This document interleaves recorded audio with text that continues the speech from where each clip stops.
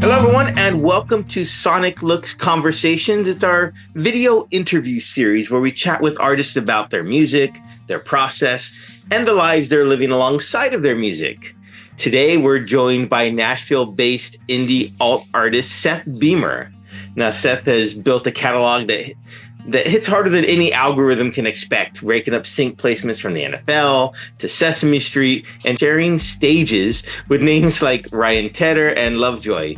His debut album, You Can't Change Me, which was released in May of 2025, is the arrival of something that's been building in plain sight. It's gritty and deeply honest. Seth writes from the highs and lows in equal measure, and it shows. It's this portrait of an artist who's done waiting his turn. Seth, welcome to SONIQLOOX. Oh, thank you, man. Thank you for having me. I like that intro. Done waiting his turn. I'm done. I'm done. You're done. That's funny. I will say this. Listening to your album last night, just, in prep for us chatting today, It's not the kind of music I would expect coming out of Nashville. Yeah, it's funny. I've had conversations with like friends about this and friends who live in Nashville now, but are originally from Denver. And like my music is definitely a very certain era of like a Denver emo, Denver alt rock kind of thing.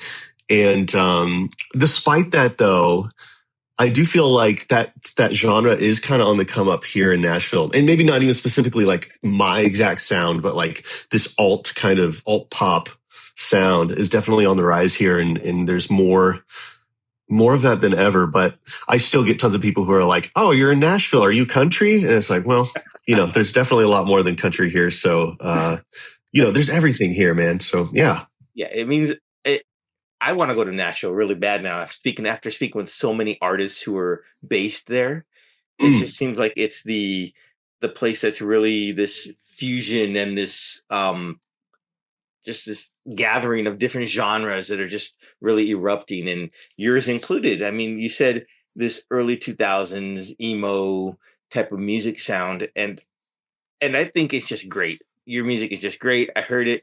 Thanks. I pictured it out of like not even Denver, or Colorado, more like Los Angeles. That's where I was picturing the music. I said, if this was next to an ocean for me, it would be just great. Hey, nice. Put me next to the ocean. Let's get a concert going. Love it. Well, thanks, man. I appreciate it. Thank you for the kind words. So what's something that's happened recently to you musically that you've been thinking about a lot, that's just been on your mind? Oh, that's happened to me musically. I got a tour coming up. Excuse me. I would say the tour coming up is like, that's all that's on my mind right now is just prepping for this tour. And I'm excited to get back on the road. This is the first tour as Seth Beamer. I've toured a lot, like very extensively throughout my 20s and with other bands. Right. I've done the rock and roll thing for quite a bit. But as the Seth Beamer project, this is my first time going on the road. So there's a lot that just kind of goes into that, not only just like prepping and actually getting things ready, but just emotionally and feeling ready. So, that's been on my mind a lot, and I'm excited. Yeah, it should happen in a couple weeks now. We start our first show on July 16th. So, Right on. Is it harder logistically preparing for it as a solo, quote unquote solo act, as opposed to when you were with various bands? Oh, hell yeah.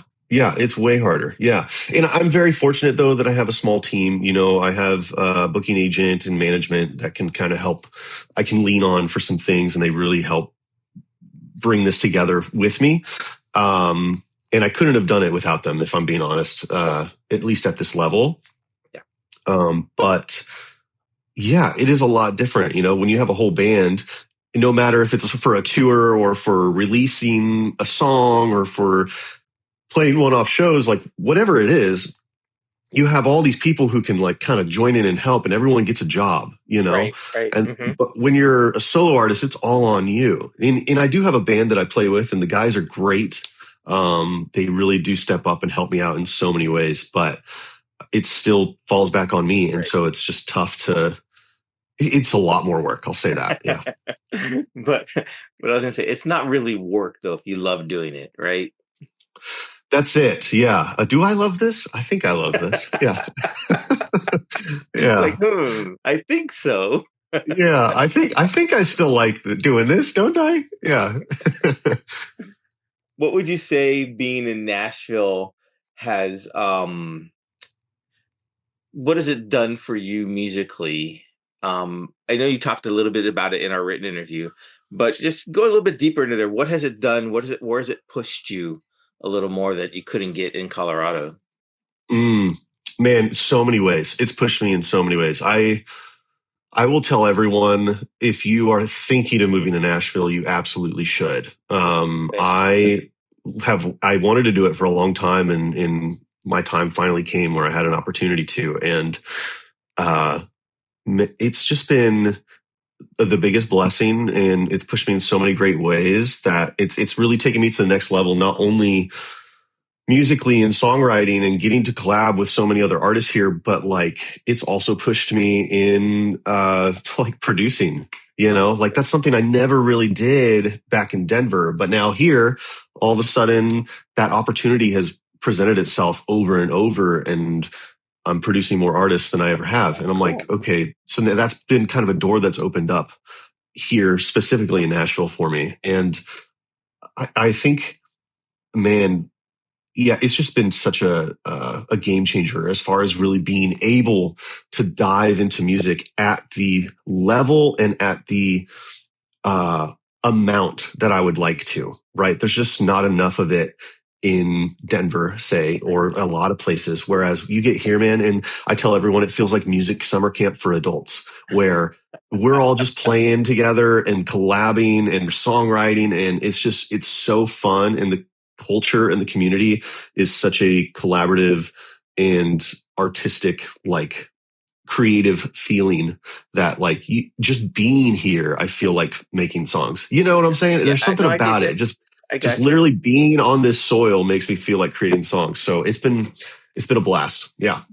It's funny you mentioned that at being like adult music camp because I read an Yeah. article recently that that's basically on the rise for a lot of adults who want to get back into, I guess, the heyday for them, the past, and so they go together to these camps and with Mm. like-minded folks, and then they create this music that brings about this joy. I don't recall if it was for seniors or whatnot, but I know it's rising popularity. So Hey, that's pretty cool. Nice. Hey, for seniors or for anybody, I think that's a great idea, yeah, why not, right? Yeah. Hey, well, maybe I'll put on one of those. That sounds fun. There Yeah. you go. Would you say producing other artists has helped your own music? Yeah. Yeah. I would say it's really helped me understand how to shape my productions more. Okay. And it's twofold, because it has come from just my experience in my life and working with other producers, but doing it myself has really shown me. I'll say this. I think it's made me more comfortable behind the desk. Okay. And Uh-huh. that comfort behind the desk allows me to get my ideas out faster, whether it's for another artist or for myself. And I think that has really perpetuated my ability to just pump out some production. Um, Yeah. and actually, I'm sure we'll mention it here, but Two-Faced Lover is a song that's coming out this Friday. That's the first song that I've self-produced. Okay. And so I feel like through producing other people and just being here in Nashville and getting to be behind the desk a lot, it's allowed me to just really explore that practice. And I'm stoked to be in a place where I can do that for myself. Hmm. Yeah. Absolutely. Absolutely.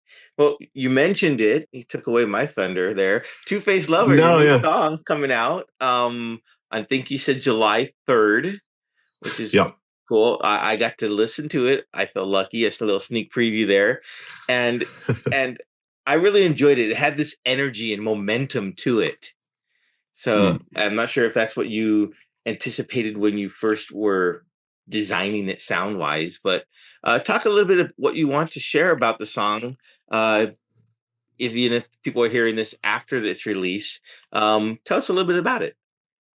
Yeah. For me, it's one of those songs where I sat down and it just started coming out. And I don't even know, man, I don't even know if I could say like how it exactly came to be. Was it like immediate? Was it like over a period of time? I know it wasn't like over years, but it was definitely not within like 10 minutes. So it was probably somewhere in the range of like coming together over a period of a month or two.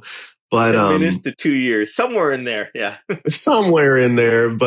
And I will say this though, I am remembering there was another chorus that I was going to put into this song, but I ended up with the chorus that it has, and I'm glad I did, because it fits way better. But that's just part of the songwriting process though, is like, trying to figure out here's some pieces I have and how are they going to fit together. And then you end up hearing something that like, even though it's already a complete song, you hear something and you're like, well, maybe that'll interject into there instead. And then you do it and it's like, nah, all right, we're taking that out.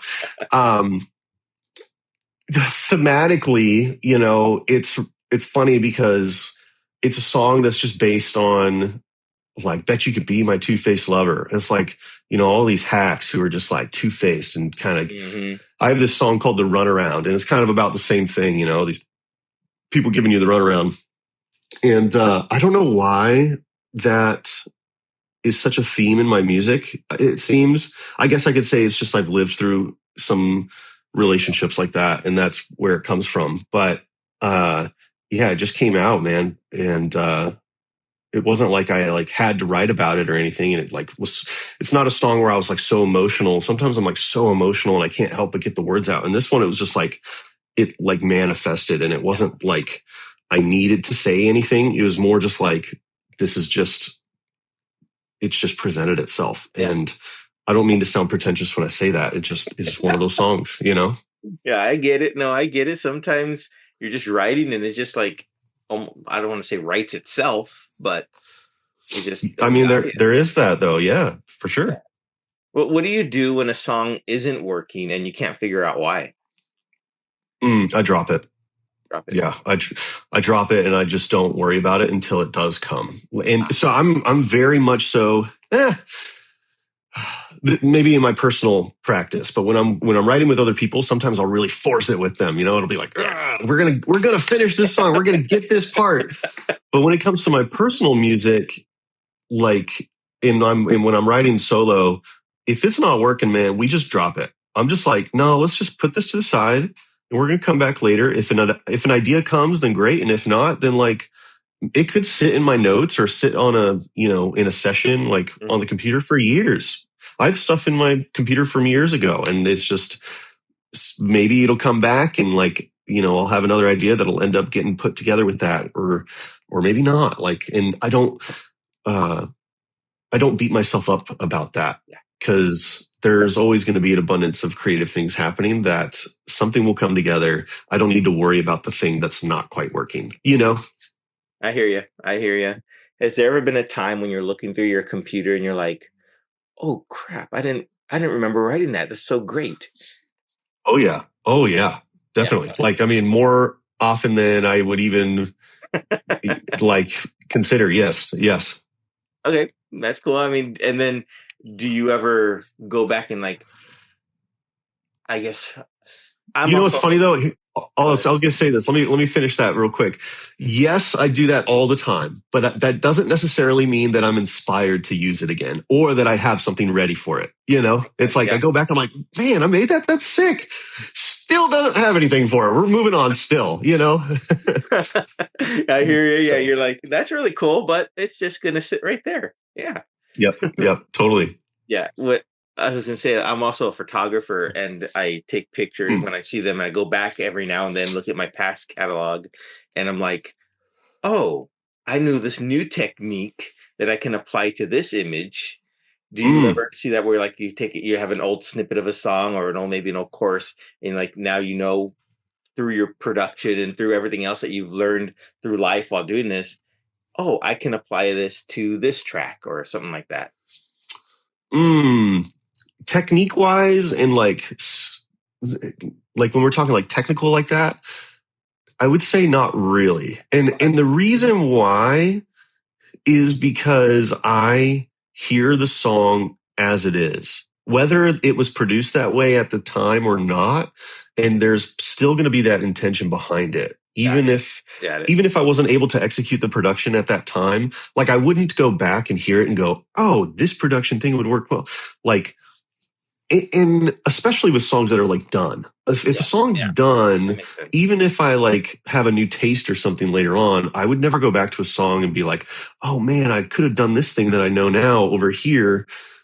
Because for me, the music is all this like ethereal thing that I hear, that like the technical piece, it doesn't matter how it was made or technical, like the sound is the sound. Gotcha. And I wouldn't go back. I would never go back and change something that was already done. And also I would have already heard it like that, whether I knew how to accomplish it or not. And maybe that's why I've worked with like some really great producers in my time too, where it's like, hey, I have this idea. Can you do this? And like, you make them do it, you know?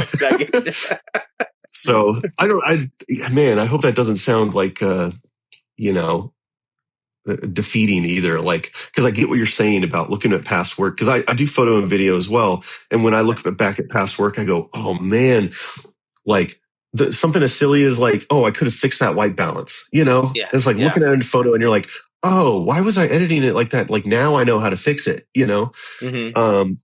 Whereas with music, I don't think that's necessarily the case. Like I hear it as it is, like I said, whether I was able to execute on it or not.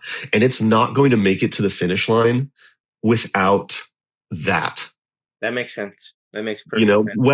Whether yeah. I need to produce it or somebody else, or if I need to find somebody who can do it that way, like I'm not going to put out something that I didn't hear in my head that way.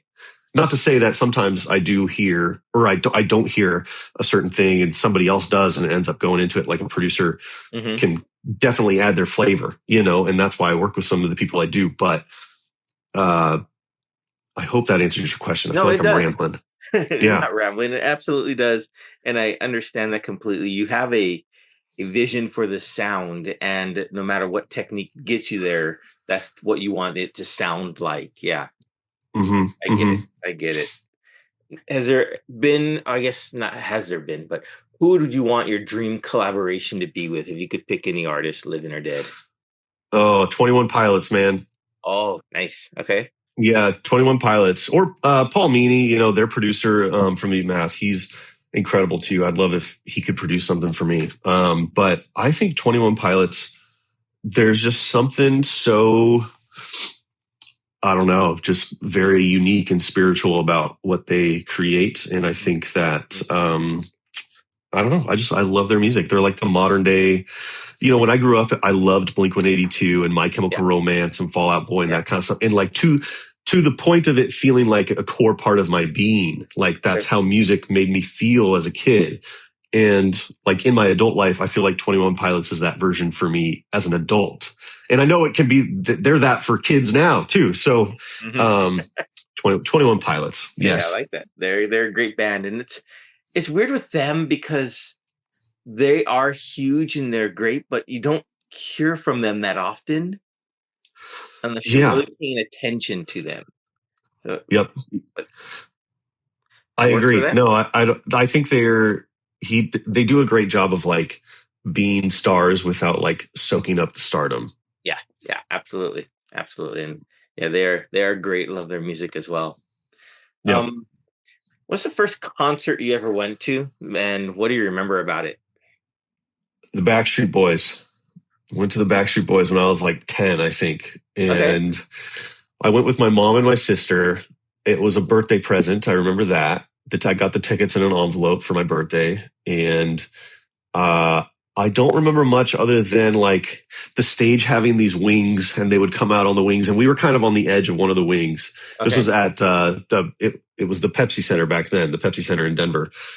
And we were kind of at the edge of one of the wings and kind of fairly close to the stage. And I remember that being just like, whoa, they're real. This is real people, man. You know, this actually exists. And That's that's a pretty big concert to go to for my first concert, you Yeah, know?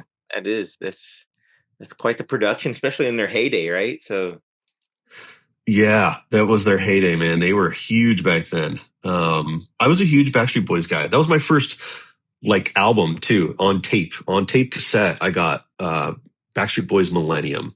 So okay. I was a Backstreet Boys fan. And do you think they shaped what kind of music you wanted to write, at least maybe subconsciously, or maybe it was consciously? I think that yes, they did, but maybe not even necessarily just them, but like the pop sensibility Okay. and pop music in general and like radio friendly music and like being able to hear melodies that like translate in that way, you know? Yeah, I I got you. think that's what they've really like kind of ingrained into me. Yeah. Really cool. Really cool. Well, I guess now as an adult, what's a song that you've been listening to on repeat lately, Oh man. other Oh, than that's a your good own? I guess. question. Yeah. Um, there's been quite a few here. Let me pull it up actually. Let's see. This is Seth Beamer's playlist. This is right now. Um, Man, it's kind of all over the place, but Headlights by In Color. I don't know if you know the band In Color, but they're out of Nashville. They're blowing up right now. Amazing. New Bike by the Punch Brothers. These are all on my like playlist that's offline, so it means that I've listened to it a lot. And I do listen to these ones a lot. Um Man, let's see. Stick Around from Medium Build, another Nashville guy, originally from Alaska though, I Oh, believe. wow. He's Okay. so good.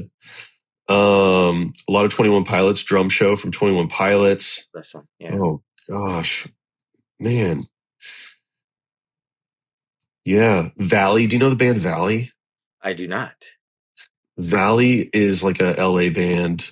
And Oh, I think there's I've a few heard them. songs. I think You've I have. probably heard them. Yeah.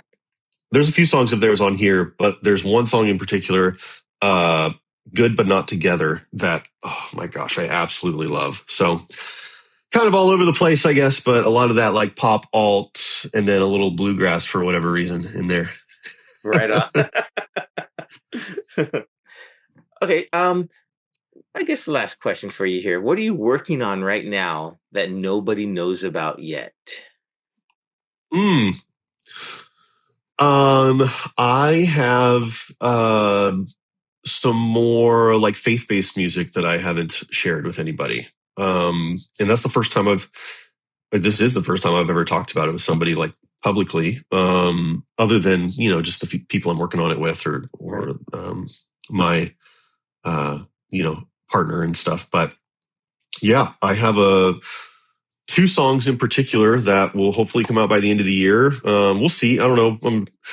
They're in the works. Yeah. And one of them is so close to the finish line, I could probably release it soon. And the other one is like right behind it. And I don't know how to market that or how to put those out. I don't know if it needs to, I don't know if I'll even necessarily make it a thing of like, hey, these are Christian songs and I'm a Christian artist and blah, blah, you know, I don't think I'm going to do that. I don't think you need And I to be. also, yeah, and I don't think they're going to, you know, be a separate project either. I do believe they'll come out as Seth Beamer and, yeah, I'm stoked for people to hear them. It's been, you know, something that I kind of tease in my music a lot, but these are actually like, you know, what you could classify as like worship songs. So, yeah, stoked to share them when they're ready.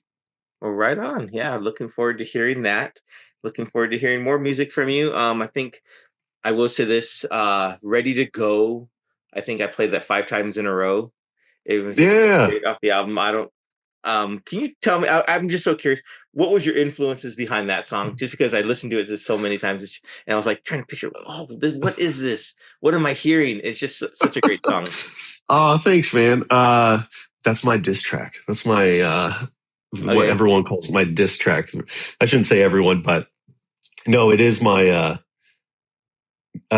it's my rebuttal to another song that was a diss track to me. And so that's Okay. really all I'll get to say about that. But it's, yeah, it's cool how it like has manifested in just, It's really draws from a lot of influence of musically and sonically of like the early alt stuff, and such a classic chord progression. It's very Weezer, very Pixies, you know. Yeah.